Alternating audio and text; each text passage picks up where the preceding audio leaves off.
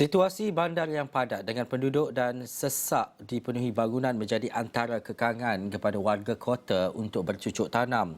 Keadaan ini menyebabkan kebanyakan bandar utama di dunia berdepan dengan isu karbon yang tinggi selain kekurangan litupan hijau bagi membantu menangani pemanasan global. Dalam hal ini, Malaysia tidak terkecuali.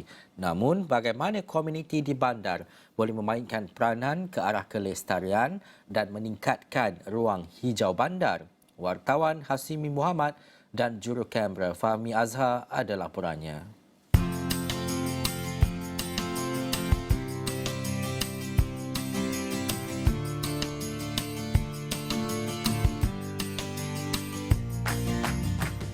Di peringkat global, dunia sedang berlumba-lumba ke arah sifar bersih menjelang 2050. Di Malaysia pula, kadar urbanisasi semakin pesat. Kebun Kejiranan Bandar salah satu inisiatif yang diperkenalkan dalam kawasan kepadatan tinggi seperti perumahan awam di sekitar ibu kota Kuala Lumpur. Menerusi inisiatif Lokal Agenda 21 Kuala Lumpur, ia menggalakkan komuniti memulakan inisiatif hijau.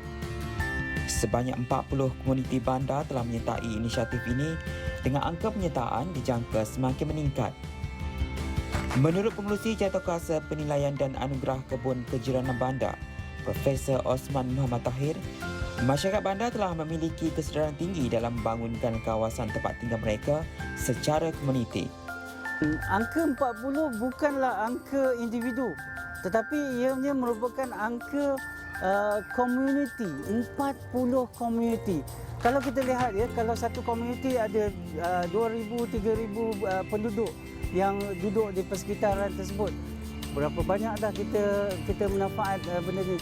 Dan ianya juga bermanfaat merentasi seperti mana yang saya katakan, merentasi umur, merentasi generasi dan merentasi kaum.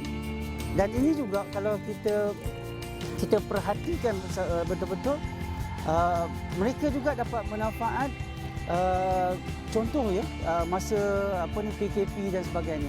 Bagaimana mereka gunakan masa sebaik yang mungkin untuk bercucuk tanam, untuk menghasilkan tanaman mereka, dan bagaimana hasil tanaman tersebut dapat dimanfaatkan senang aja daripada kebun ke meja makan mereka.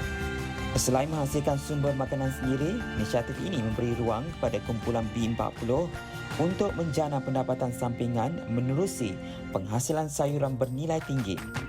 Komuniti Kebun Kejiranan Bandar turut dibekalkan latihan dan konsep teknologi hijau seperti hidroponik, aquaponik serta pertanian vertikal.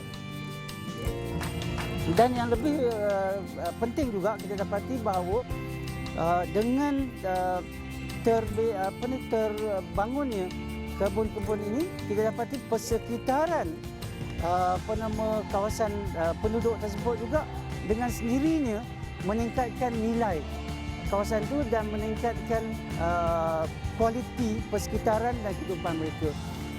Program Kebun Kejiranan Bandar telah pun diusahakan sejak 2017 dan inisiatif ini dilihat mampu mempromosikan agenda kemampanan dan juga keselamatan makanan dalam negara dengan mewujudkan pusat pertanian di kawasan setempat. Dan pada masa sama, inisiatif ini juga dilihat selari dengan agenda Malaysia untuk mengurangkan karbon dalam negara selaras dengan agenda pembangunan mampan.